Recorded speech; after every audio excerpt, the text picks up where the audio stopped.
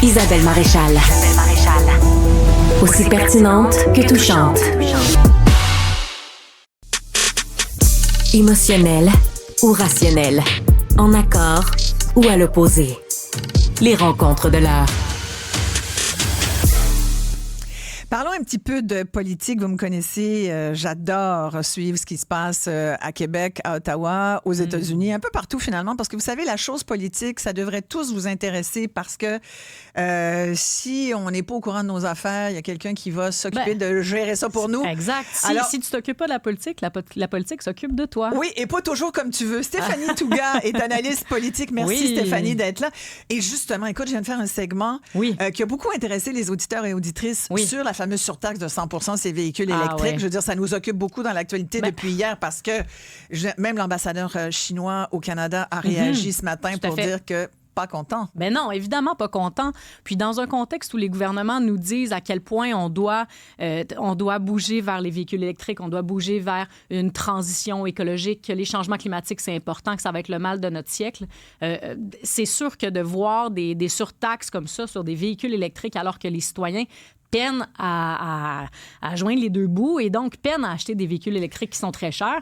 Pour moi, je me demande à qui ça sert au final. Mais je pense que ça sert au gouvernement de Justin Trudeau qui voyait que Pierre Poilievre allait le faire et il s'est dit, je vais couper l'herbe sous le pied de Pierre Poilievre.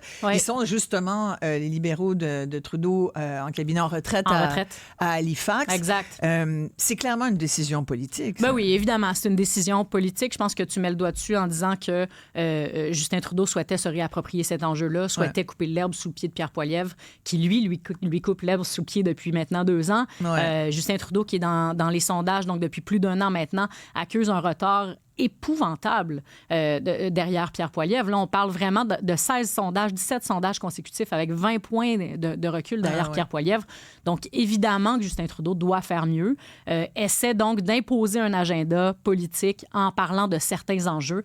Pour l'instant, il n'arrive pas à le faire. Il veut qu'on parle des soins dentaires, il veut qu'on parle de garderie, il veut qu'on parle de son bilan, mais franchement, son bilan, il est plus ou moins reluisant pour le moment. Et Pierre Poilievre et les oppositions arrivent. Oui, c'est un coûteux bilan. Un coûteux budget. Oui. Mais les oppositions, et à commencer par Pierre Poilievre, mais aussi le Bloc québécois, je trouve, arrivent à imposer un agenda politique.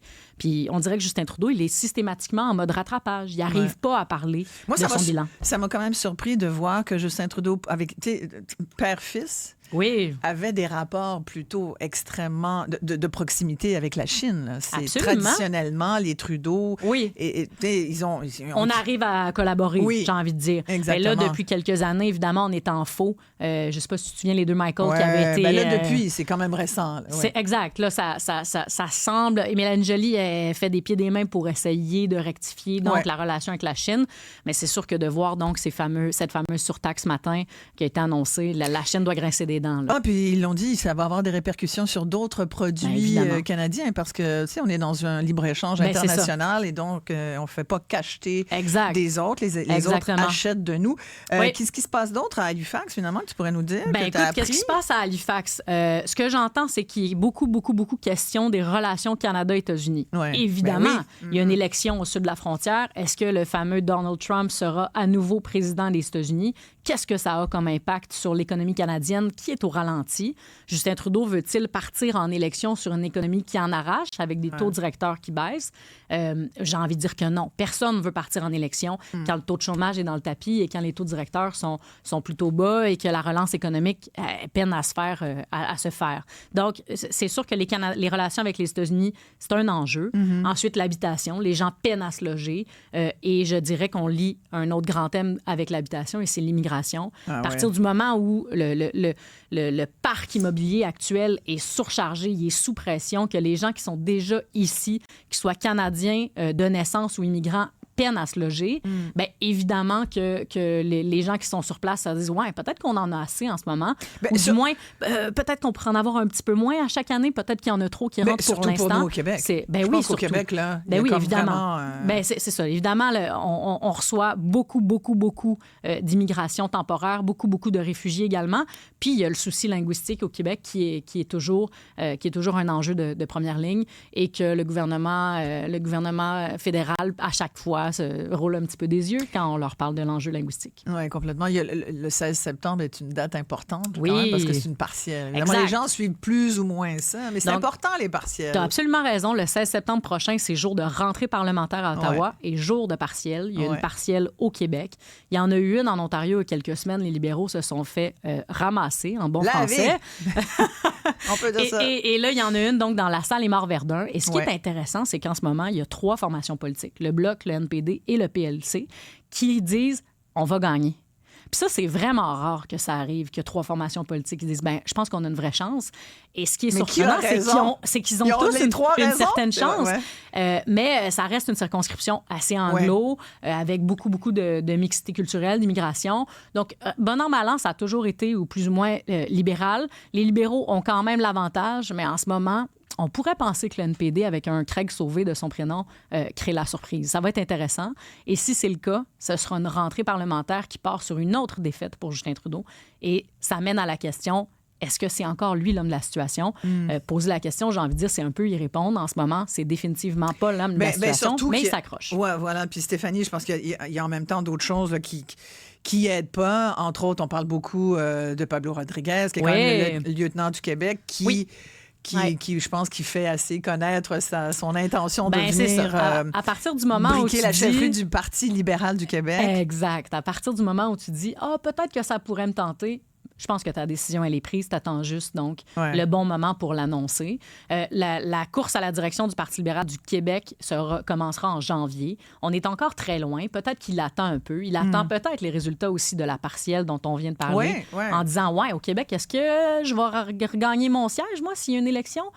Donc, évidemment qu'il se pose la question, mais moi, je pense qu'il y va. Je pense qu'il y va et que ça va donner au moins de l'air au Parti libéral du Québec, parce qu'en ce moment, franchement, on n'entend pas parler d'eux. Il n'y avait pas Champagne là, qui était quand même très pressenti. Il y a François-Philippe Champagne. Moi, je suis surprise qu'il n'y aille pas. Je suis surprise qu'il n'y aille pas parce que je me dis, il aurait été le prince un peu attendu. Là. Les libéraux, ce que j'entends du côté du Parti libéral du Québec, c'est on aurait aimé avoir quelqu'un de sa trempe, avoir un leader qui est rassembleur. On peut-tu le dire quand ils sont bons? C'est un bon ministre. Franchement, c'est un très, très bon ministre. Il était présent. C'est un bon ambassadeur du Québec à Ottawa. Dire, je trouve qu'il défend bien les intérêts du Québec. Mais absolument. Il a parlé d'économie. On a compris où est-ce qu'il s'en allait. Il vulgarise bien, puis je trouve qu'il y a une proximité. Ben oui, il est accessible et il est bon. Ça aurait été un bon chef, je pense, pour le Parti libéral du Québec. Mais lui, il a des visées sur le poste de premier ministre du Canada. Non. Non, je pense que François-Philippe Champagne a des visées sur être PM du Canada, puis que Pablo Rodriguez, il a dit, peut-être que ça sera pas mon tour à Ottawa. Essayons donc à Québec. C'est ça. C'est pas mal non plus, ça. Fait que là, les jeux sont faits quasiment pour les 5 prochaines années. On vient de régler ça. Bon, dossier clos, écrivez-nous. On les a exactement. Est-ce que notre line-up vous plaît? Oui, c'est ça. Notre premier trio. Oui, exact. Mais écoute, du côté de Québec, ça va être aussi très intéressant. Mélanie Joly, où tu vois? On se parlera de Québec demain, mais mettons Mélanie Joly, ta voix où? Mélanie dans Joly, les spéculations. Est-ce qu'elle pourrait vouloir revenir à la mairie de Montréal? Moi, je me dis, mon Dieu... À la mairie de Montréal! Écoute, Isabelle, je lance ça dans les airs, OK? Là, envoyez-moi pas des roches, là. J'imagine mon Twitter inondé tantôt, mais je me dis, la mairie de Montréal, en ce moment, l'élection aura lieu dans 1 an.